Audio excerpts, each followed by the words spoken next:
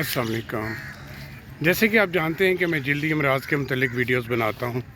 मैं गुज़िश्ता 40 साल से जल्दी अमराज़ का इलाज भी कर रहा हूँ, तो जो भी मेरी मालूमात हैं वो मैं आप तक पहुँचाता हूँ या आपसे शेयर करता हूँ और आपको जल्दी अमराज़ के मुतल्लिक़ अवेयरनेस देने की कोशिश करता हूँ। और मेरा यूट्यूब चैनल है, इसमें बहुत सी वीडियोज़ हैं। आप इस चैनल को सब्सक्राइब भी करें और अपने दोस्तों और मरीज़ों के साथ ख़ुसूसी तौर पे जो जल्दी अमराज़ के मरीज़ हैं उनके साथ शेयर करें। आज मेरी बात का मौजू है एक्ज़ीमा। एक्ज़ीमा में एक बात, मैंने पहले भी इस पे बहुत सी वीडियोस बनाई हैं, लेकिन आज एक ख़ास वजह से मैं ये इस पे वीडियो बना रहा हूँ कि इसको जब हम इलाज शुरू करते हैं तो इसको हम दो हिस्सों में डिवाइड करते हैं। जो बताना बड़ा ज़रूरी था, जो मैं पहले नहीं बता सका, कि ये एक्सोजीनस और एंडोजीनस एक्ज़ीमा दो तरह का कहलाता है। एक्सोजीनस वो होता है जो सारा बैरूनी फैक्टर्स की वजह से होता है, और एंडोजीनस वो होता है जो सारा अंदरूनी फैक्टर्स की वजह से होता है। तो जब तक हम इन दोनों को डिफ्रेंशिएट नहीं करें, डायग्नोज़ करने में हमें मदद नहीं मिल सकती, हम सही डायग्नोज़ नहीं कर सकते। तो एक्सोजीनस के मतलब थोड़ा सा मैं बताता हूँ कि ये क्या होता है।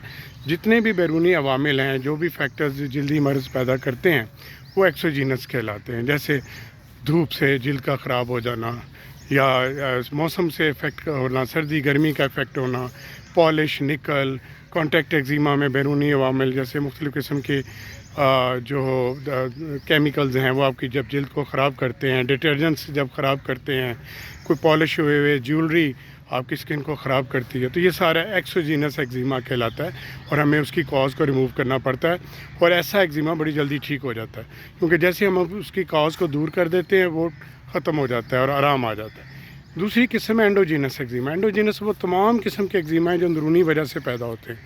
जैसे एटोपिक एक्ज़ीमा है, वो ये अंदरूनी एलर्जी से पैदा होता है। आपके ब्लड के अंदर जेनेटिकली एलर्जी मौजूद होती है और उसकी वजह से आप एक्ज़ीमा का शिकार बचपन में ही हो जाते हैं या बच्चों में भी ये आ जाता है।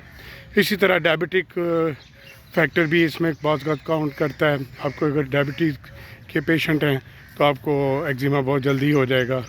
इसी तरह और थायराइड की प्रॉब्लम है, कोई और अंदरूनी मसला चल रहा है, तो आप उसकी वजह से एक्ज़ीमा का शिकार हो जाएंगे। तो ये याद रखना बड़ा ज़रूरी था कि एक्ज़ीमा को हमेशा जब देखें तो इस दो हिस्सों में इसको डिवाइड करें कि क्या ये बैरूनी फैक्टर्स से है या अंदरूनी फैक्टर्स से है। इसलिए मैं कहता हूँ कि इसको एक्ज़ीमा को चंबल ना कहें, क्योंकि जब आप चंबल करते हैं तो आप इसको महदूद कर देते हैं एक ही लफ्ज़ में, जबकि इसकी बहुत सारी किस्में हैं।